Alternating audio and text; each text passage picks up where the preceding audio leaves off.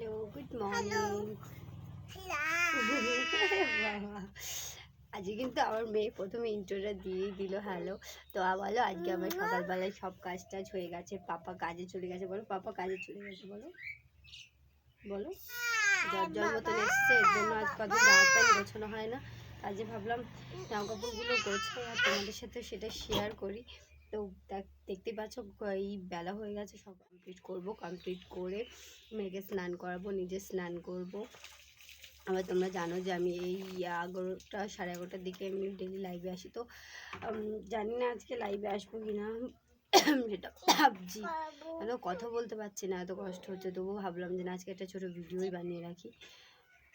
জামা কাপড় এইটা ওর বাবার সবসময় পরার জিনিস, আর এগুলো হচ্ছে মেয়ে ঘুরতে টুরতে গেছিলো, এর মধ্যে ধোয়া হয়েছে। দেখো সব জামা কাপড়, এগুলো তুলে রাখতে হবে।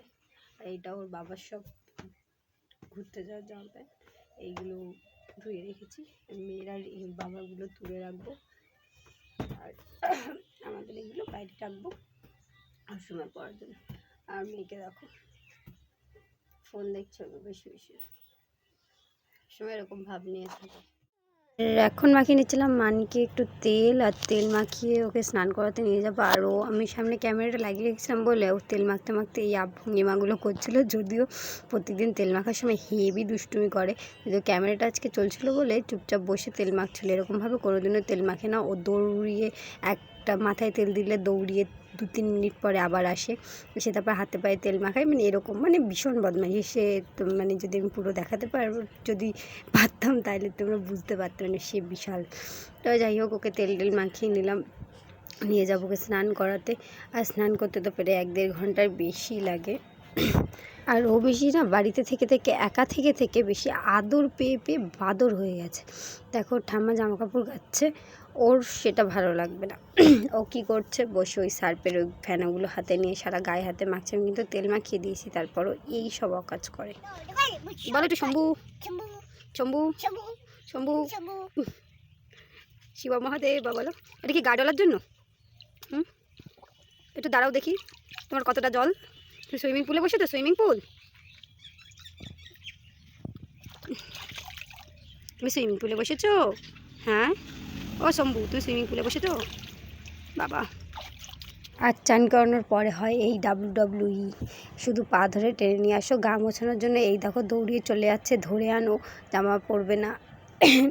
এটা তেল মাখানোর টাইমেও হয়, কিন্তু আজকে জামা কাপড় পরার সময় করছে, তখন তেল মাখার সময় ক্যামেরাটা ছিল বলে অত এ করেনি। একটা জায়গায় শান্ত হয়ে দাঁড়ায় না ও, এত মানে দুরন্ত হতে পারে মেয়ে, কেউ বলবে না ওর ভিতরে মেয়ে সুলভ কোনো ব্যাপার আছে। সবসময় ছেলেদের মতন দুষ্টামি। টিপ পরিয়ে নিলাম, আর ওকে ফাইনাল দেখো ওকে কেমন লাগছে। এবার ও এত চালাক, ও শুয়ে শুয়ে টিপ পড়বে। রোজ টিপ ঘেটে যায় বলে আমি একটু বকা টকা দিই বলে আজকে শুয়ে পড়েছে, শুয়ে শুয়ে টিপ পড়বে। শুয়ে পড়ে টিপ পরে পাউডার দিয়ে এবার ফাইনাল লুকটা দেখো কেমন লাগছে ওকে, অবশ্যই কমেন্ট করে জানিও। কিছু হও, এই দেখো থেকে বাবা লাগছে। বাবা এই দেখো, টাটা করে দেবো। স্নান টান হয়ে গেছে, স্নান করে চলে এসেছি। আর এই দেখো সব কাঁচা ধোয়া সব কমপ্লিট। সুন্দর রোদ্দুর, দেখতে পাচ্ছ কি সুন্দর রোদ্দুর।